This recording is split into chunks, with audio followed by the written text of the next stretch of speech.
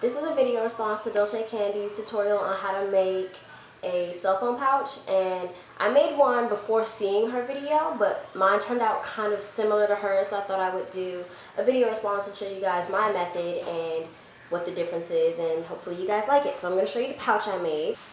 She and I both used pink with a black polka dot, and we also both used faux leather, but mine is different in that mine opens and closes because I installed the snap, and the inside is, oh, you can't see. Oh, there you go. The inside is just a plain pink. But this case actually fits the camera I'm recording on, so I'm going to show you guys how to make one for a different camera, which is this. So let's get started. So the first thing you want to do on your camera or cell phone, whichever one you're making a case for, is to measure lengthwise or whichever way you want the opening to be. So I want the opening to be at the top of my camera where the wrist strap is. So you want to measure around the device like that. So mine measures about 8.5 inches all the way around. So I'm going to have that be the length of my fabric that I cut. And then what you want to do is measure from one side all the way across to the other, but you don't have to measure the back. So on my camera, that comes out to be about 3.5 inches.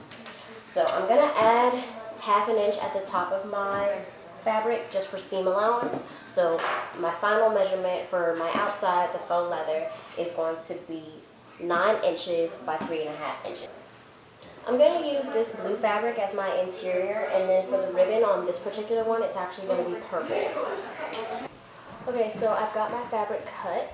Now the next thing I'm going to do is just go and iron this inside fabric so it's not all wrinkled, and then I'll be right back. Okay guys, so the next step is all you're going to do is fold down your outside fabric to cover your inside fabric. I did mine at slightly over 1/4 inch, and you're going to do that at both ends.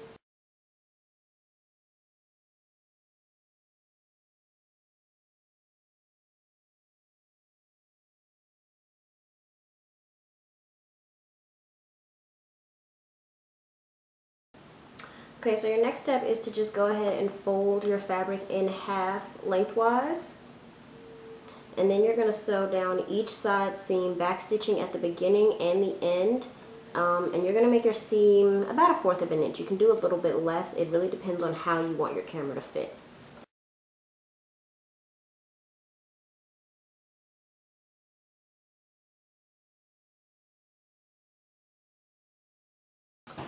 Okay, so once you're done, you just want to slide your camera in and make sure it fits, or your cell phone, whatever you're making it for.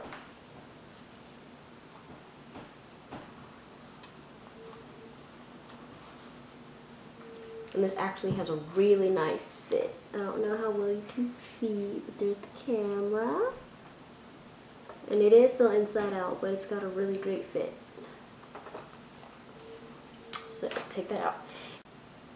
Okay, so as you can see, all I've done is just cut off my seam allowance. Here's the raw edges that I cut. They're about 1/8 inch, so about half of the amount of fabric that you left for your seam allowance. I used about 1/4 inch, so I cut off about 1/8 inch. Now you're just going to turn your case right side out. And this part can be a bit tricky, so be patient and don't force it. Just push it through. So that looks really nice thus far. Now, if you remember my other case, if you remember this case, it has a little ribbon going all the way around it, and the bow on top covers where I put my sew-on snap, and that's how it opens and closes. So right now I'm going to show you guys how to measure how much ribbon you need. So first thing you want to do is basically start your ribbon right up at the top. Just lay it right up at the top and fold it over so that it's on the inside. And then you just want to make sure that it stays in the center and wrap it around your case. You could do this with a measure tape and just measure the exact amount and then cut that off. But I think it's easier and quicker to just take the ribbon and do it. So once you get back around to the front. You just want to decide exactly where you want your snap to be. On this case, the snap is kind of low. I'll just show you. On this case, the snap is kind of low, but for this one, I'm going to make it a little bit higher. So what you want to do is basically just, it's coming apart. Sorry, guys. Basically just lay it down as far as you want your snap to be, and then cut. So I want to have my snap about here at the top, and you just want to cut your ribbon off a little bit lower than where you decided to place your snap. So I've got my ribbon length. Now the next thing you want to do is burn the edges of your ribbon with a lighter. Very, very lightly. I'm going to go grab my lighter and show you guys how I do that, because it's really easy to overburn your ribbon, and if you do that, it'll be really ugly and you'll have to cut another piece. So hold on.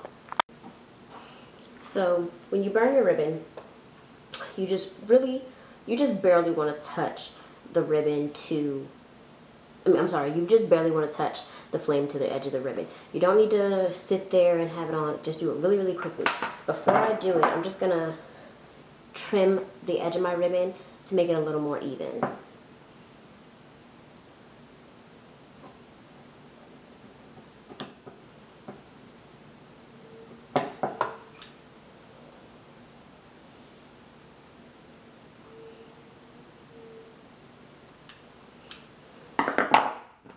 So, just light your lighter, and then just run it across your ribbon edge, and that's done.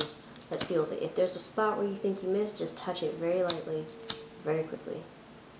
You really don't even have to touch the lighter to the flame. Just getting it near it will burn it enough. And there you have it.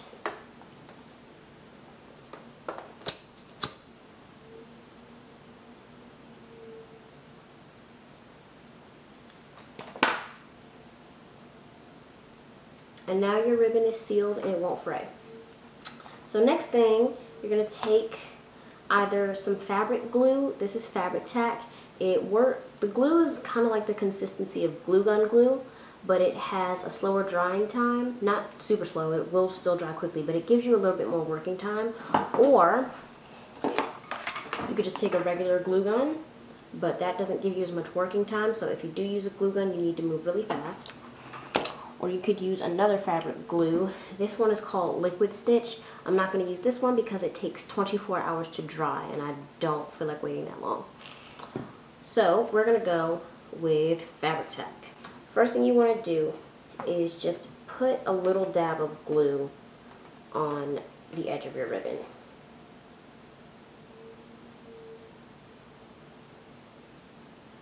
Okay, so I have a little dab of glue right on the edge of my ribbon, and all you want to do is lay it down right on this lip on the inside center of either side of your case. It doesn't matter, whichever one you think is more attractive. So basically the front. After that, basically you just want to lay it down, make sure it's right in the center, and mine is, and then you just want to do a strip of glue going down the center of your case, or you could do it on the actual ribbon. It doesn't really matter. Just make sure you stay centered. And if you're using the same glue as me, you really don't need a lot, because if you do use a lot, you'll be able to see like lumps through your ribbon, and no one wants that. And press it down so that your case is pretty much flat, and just very tightly glue down your ribbon. You really want to make sure it's nice and tight so that it's not slipping and sliding everywhere.